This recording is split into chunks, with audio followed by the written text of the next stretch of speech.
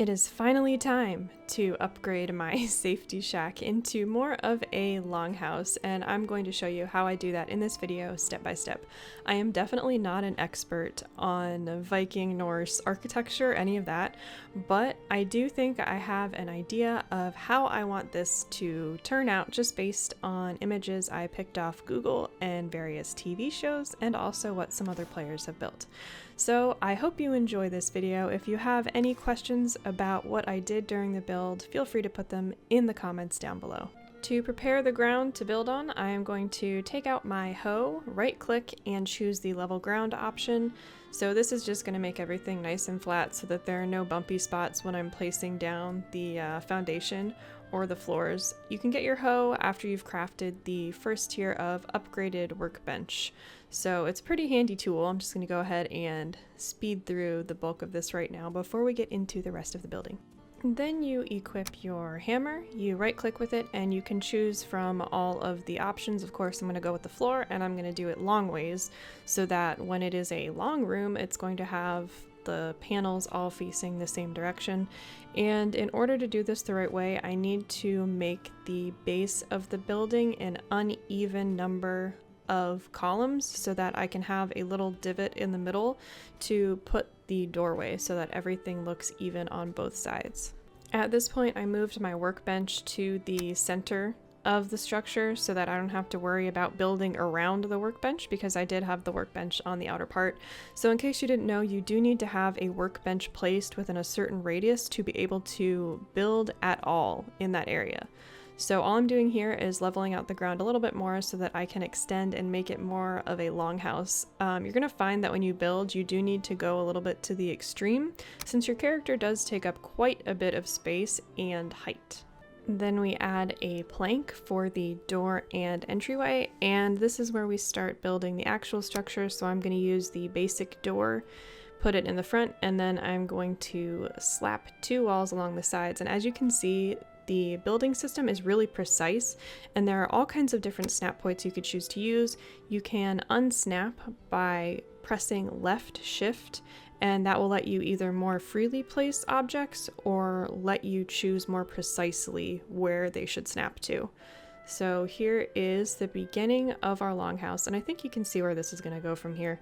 It's going to be a square around, but there are going to be different levels to this, which you'll see in just a minute when I add the smaller half walls as opposed to using the big walls. It ends up working out really well with the different tiers of roofing material.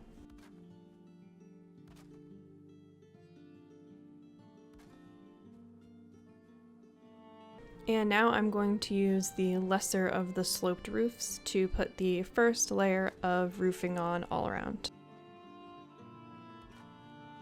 And here I'm using the inner corner piece so that we have a little bit of a pitch going up towards the entryway, and then afterwards we will fill that in with a small little triangle piece that we have in our building kit.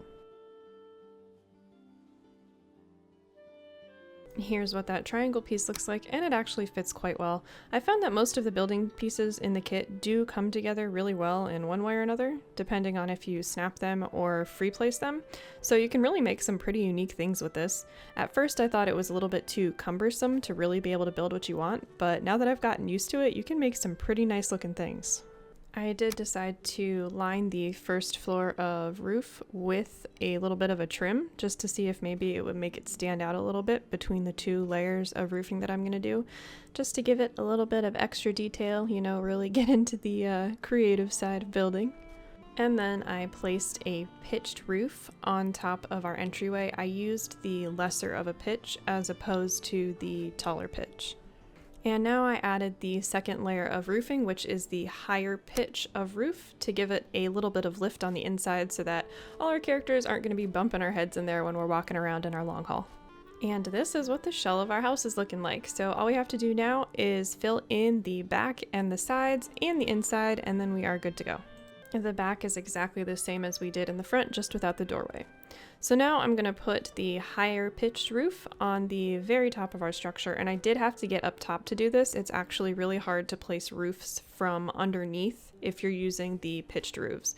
But this fits perfectly and neatly on top, and now all we have to do is the sides. Now for the sides, which are a little bit tricky, I start with the tall pitched triangle pieces, and those fit really well, but not every piece has a perfect fit in this kind of a structure, so you do have to kind of freehand a little bit. I ended up making little windows out of the canvas on the side, so I think it turned out okay, but of course if you wanted to have a fully enclosed house, you'd probably have to do a little bit more finagling with the pieces. So anyway, I start with the smallest half walls, and then I add the smallest triangle pieces on top of that on each side, and this is kind of where it starts to get a little bit weird because stuff stops fitting very well. To outline the rest of the roof, because the triangle pieces did, I'm just adding a straight bar to each side, and you can rotate those with the mouse wheel and they will correctly orient themselves once they snap into place. And then after that we fill it in with wall pieces.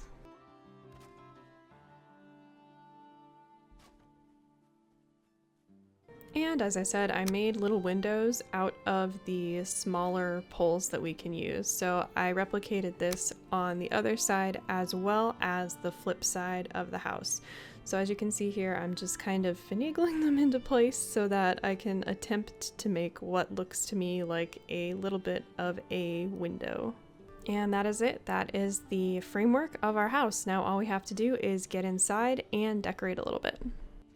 I still have tons and tons of furniture, trophies, etc. to find in the game, so it's not going to be what it could possibly be if I had done this at the end of the game, but I figured I would show what it looks like to build a wooden Viking longhouse as opposed to the stone that you do get later on in the game. So anyway, I'm just adding a few details here, of course getting stalked by the greylings as I do this. And you can find these in the same place you find the other building pieces, and they look really nice as accents and really give it that Viking feel, or what we think Viking houses would have looked like, and I throw one on the front here as well. So I think this really makes the house look like something you would think of when you think of a Viking house. So anyway, once inside the house, I wanted to not close off the rooms. I wanted to basically just put a partition in the middle and not have a doorway between the bedroom and the rest of the Great Hall. My Viking character is not a lord or king or queen Viking, so she's just an average run-of-the-mill warrior sent from Odin. Well, that's not very run-of-the-mill, is it? But you know what I mean. I'm not trying to make a grand hall or anything, just trying to make a nice looking place for me to return to after my journeys. And let me tell you, there are going to be quite few more journeys after this. I have a few recordings set up right after I built this house of my progression. So after we build the first part of the partition, I'm just throwing up some paneling across the top. It doesn't function as support, it's all there just to look nice, and I do think it looks better than either putting a wall there or leaving the top open. So once we get inside the room, it's actually pretty cozy, and I'm glad I did the high-pitched roof. We're going to put down a deerskin rug, which of course you can make if you just hunt and pick up some deer hide. And then we're going to put a bed down so that I can spawn here when I die, or even just sleep here so I can get the rested buff. And I need a chest for all of my armor. I've heard there is quite a lot of armor that you can unlock and go through in this game, so I'm going to need somewhere to put all of my excess armor, weapons, loot, all of that. And then we do need to put a source of light in here, as it does get extremely dark in the game, so I just put a little door light there. So this is what things are looking like. I still need to upgrade this workbench. I have in my safety shack the fully upgraded workbench, but this is just gonna have to do for now. I think it looks pretty cozy. I know for the other crafting stations I'm probably gonna have to build like a little blacksmithing shed or something like that, but for now I think that this is much better than my little safety shack over there. So next I want to add a few more little personal touches that I think look really nice with the wood housing and the thatch roofs, and that would be a beehive. So you need fire arrows in order to do this. All you do is shoot a beehive out of the sky, which then allows you to build a beehive. And I'm actually going to put it on my house. I know this probably was not done, but I think it looks cool. So the last thing I'm going to do, and this is totally just a random experiment, is I'm going to make a hut for the fire. I put it outside of the house so that I don't die from the smoke, but basically all I'm going to do is wrap this roof around the fire so that when it rains, I can still save my spawn point and I can still sleep. When the fires go out, you can't sleep, and I don't think you can put a spawn point down. So anyway, I just went ahead and made a really quick little fire hut, and honestly, I've been playing with it for a few days. It seems to be working just fine so far. And that is my completed Viking longhouse. I definitely think you could pick it out as a Viking structure. So anyway, I hope this was helpful. I hope you all enjoyed it. As always, the links to my socials are in the description box down below. I have plenty more Valheim coming, so if you want to see more content like this, don't forget to like the video or subscribe to my channel if you have not already. So that is it for me. As always, I hope you all are enjoying your games. I've got some exciting stuff lined up for the next few videos, and I will see you all in the next one.